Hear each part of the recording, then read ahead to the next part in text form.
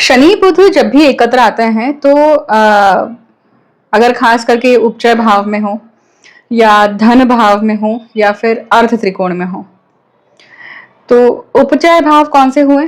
तो 3, 6, 10, 11 ये भाव उपचय होते हैं।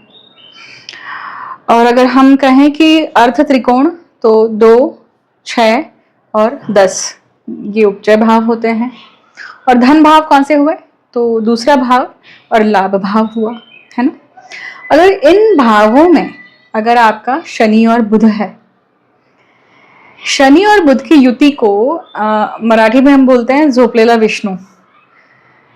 जो चातुर्मास जब लगता है और जब विष्णु जी जो निद्रा अवस्था में जाते हैं तो उस समय शनि उनके एवज पे कार्य करते हैं, ठीक है। परंतु ये योग जो है, ये योग पत्रिका में जब भी आता है तो ये आलस से कमाई हुई लक्ष्मी कही जाती है। इसे अंडर द टेबल अधर्मी लक्ष्मी को भी बताता है। शनि बुध जो है ये योग व्यक्ति को अधर्मी लक्ष्मी प्राप्त करवाते हैं, या उस जातक के जीवन में अधर्मी लक्ष्मी आती है। अब किसके जीवन में अधर्मी लक्ष्मी आएगी? जो अंडर द टेबल लेगा, रिश्वत लेगा, या आप शनि है, देखिए ये लक्ष्मी नारायण योग ही है क्योंकि शनि यहाँ पे विष्णु जी का काम कर रहे हैं, परंतु ये लक्ष्मी नारायण योग कैसा है? तो ये यहाँ पे विष्णु जी के एवज पे वो शनि बैठे हुए हैं यहाँ पे, राइट।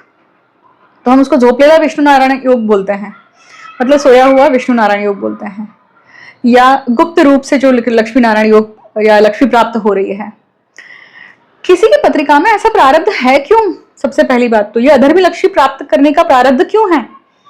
अब देखिएगा, अधर्मी लक्ष्मी जब प्राप्त होनी है तो क्यों है? क्योंकि गते जन्म में अगर व्यक्ति ने कुछ इस प्रकार का कर्म किया है कि अधर्म करके लोगों की लक्ष्मी हड़पी है, और उसने उस जन्म में भी वो चीज करी है ना। मतलब ये श्रृंखला उसके जन्मों से चली आ रही है, तो इस जन्म में वो चीज इसलिए कंटिन्यू होती है क्योंकि अधर्मी लक्ष्मी जब आएगी, मतलब अगर व्यक्ति अधर्मी लक्ष्मी कमाने के लिए जाएगा तभी तो वो उस कॉन्स्पिरेसी का, उस षड्यंत्र का भी शिकार हो सकता है, वो पकड़े जा सकता है, रंगे हाथों पकड़े जा सकता है। और ये कब होता है? जब ये ग्रह वक्री अवस्था में जाते हैं, क्योंकि वक्री अवस्था में जब जाते हैं कोई भी ग्रह तो अपना ऑफिशियल फीचर्स जो होते हैं, अपने ऑफिशियल जो गुण होते हैं वो छोड़ देते हैं, और ऐसे ही समय पे व्यक्ति को दंड मिलता है। मतलब जो अंडर द टेबल ले रहा है, अब कौन से क्षेत्र आ गए? सरकारी क्षेत्र सभी आ गए, टेंडर वाले क्षेत्र आ गए, कंस्ट्रक्शन वाले क्षेत्र आ गए, पुलिस। तो इन सभी फील्ड में जो लोग हैं, जो काम करने के लिए, अच्छा आपका काम हो जाएगा पर आपको इतना लगेगा, साइन मिल जाएगी, परंतु इस साइन की कॉस्ट इतनी है। तो इस प्रकार का जो योग होता है पत्रिका में, वन ऑफ द योगा है वो शनि और बुध जब इस प्रकार से इन भावों में आते हैं, जिन भावों की मैंने बात करी है पहले शुरुआत के टाइम में, ठीक है। तो ये सूत्र उन सभी के ऊपर एप्लीकेबल नहीं होगा, याद रखिएगा, क्योंकि इन भावों में होना आवश्यक है। इस सूत्र पे या इस योग पे अगर दृष्टिपात अलग अलग ग्रहों का होगा तो उसकी वैरायटी बदल जाएगी, उसका जो फलादेश है वो बदल जाएगा, ठीक है। उसके जो अर्थ हैं, उसके जो माने हैं वो बदल जाएंगे। तो अगर ये सूत्र अगर आप लगा के देखेंगे तो सभी की पत्रिकाओं पे काम कर रहा है? नहीं, केवल उन्हीं पत्रिकाओं पे काम करेगा जिन पत्रिकाओं में ये इस पोजीशन पे योग है, ठीक है। तो शनि और बुध जो है अधर्मी लक्ष्मी उस जातक को मिलती है। और गोचर में जब भी ये ग्रह एक साथ वापस आते हैं या वक्री अवस्था में जाते हैं, कुदृष्टि से होते हैं, तो यहाँ पे वो उजागर भी हो सकता है। जैसे उसके ऑपोजिशन में सूर्य आ जाए, उसके ऑपोजिशन में मंगल आ जाए, ठीक है।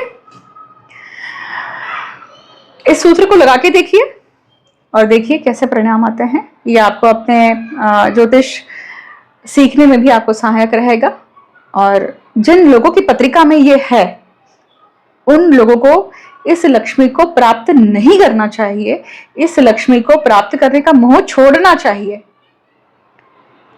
इस इंटेंशन से ये वीडियो बनाया गया है, क्योंकि अधर्मी लक्ष्मी जो है वो अंत में आकर आपका अहित ही होता है। उससे आप पथ भ्रष्ट हो जाते हैं और पथभ्रष्ट होकर आपको कभी ना कभी ठोकर मिलने ही वाली है, याद रखिएगा। नियति कभी भी इम्बैलेंस नहीं करती है। नियति वो योग ही इसलिए देती है ताकि आपको दंड मिल सके। हर हर महादेव। आज शिवरात्रि है, आप सभी को शिवरात्रि की बहुत सारी शुभकामनाएं। हर हर महादेव। जय माता कामाख्या।